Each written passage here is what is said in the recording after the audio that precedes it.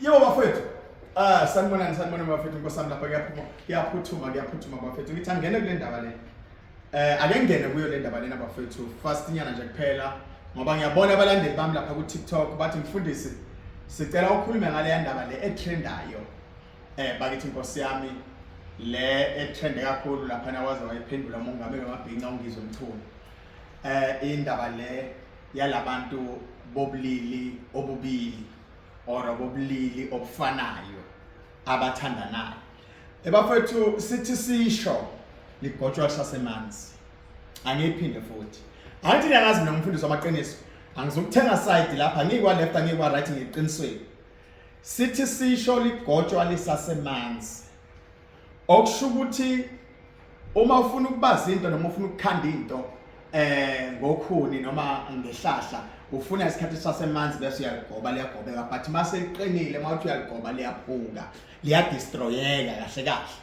Ngifuna ukuveza ukuthi ke bayithi ngike ngakhuluma kakhulu ngishumayela lapha ngagcekwa ngisho ngithi bafowethu uma ngabe sigcugcuzela umoya wobutabane uye phambili umuntu ofana noPastorini webiyaphi umuntu ofana nalo yamuntu loyana orungizwe Mthuni or uSomizi or bani whomever or bona lebe kade beshada uma bona bangahlala phansi bathi cha sesi influencer wonke umuntu noma sesiyavotela ukuthi izwe lethu lezitabane likhule uthi umbuzo wami lokhu okwenziwa abanye abantu esinabe emhlabeni esebekade singabazi sidala ukubazi from year 2000 year 2005 year 2010 year 2020 bazelwe basebenza lezi zinto ezisijabulisayo ezikhipha stress. Uma ngabe besiphusha umoya wobutabane ukuthi awuye phambili besizobathathaphi labo bantu labo. Ngayikhuluma le ndaba bakithi ugovernment wethu wayiphasisa. Akekho umuntu owatoyitoya wayeParliament ongizwe Mkhulu bezwe leyo ndaba leyo nabanye futhi bayizwa le ndaba.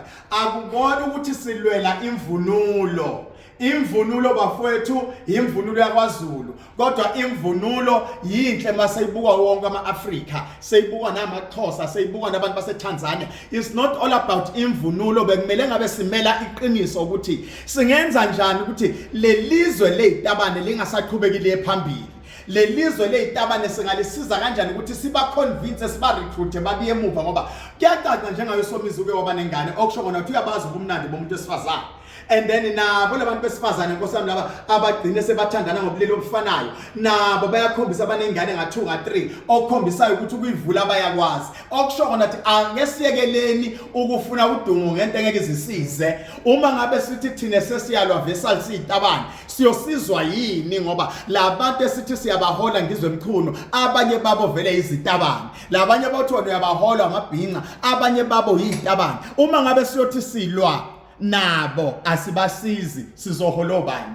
Engifuna ukukusho qaphelani zonke izinto eliphasisa eParliament ukuthi kusasa ngeke sinikeze inkinga ngoba nabo lebasukela amasudu ama-3Ps bawugcoke beyizitabane nabafundisi bangalo bathi why bahambe bayoshada ngesudu yethu nomunye futhi angasuka mhlawumbe azifakele istar white angasukuma noShembe futhi athi why eshada ngengubo yakhe. So bafethu ngifuna ukuveza into eyodwa ake siyekeleni ukufunisela into mangabe ngamasimba ingamasimba amanyala bekumele simkhuzeni ugovernment isigovernment mabefuna ukudlala ngapha emuva abantshontshe kungabi permanent awungakufaki kube semthethweni bona kufanele benze lento leyo besaba benze lento leyo bethukile so sibavumele sabanikeza amalungelo namhlanje umuntu bangamthuka ngobutabane bakhe ungena ejele. So ngifuna ukuthini ke bafethu asingayi ngokuthi uNkulunkulu ukhulunywa ubani onemali asingakhuluma lo muntu esizwa ngaye manje unabantu abamlandela too much asikhulumeni iqiniso ngiyayivuma lento lelwa ungizwe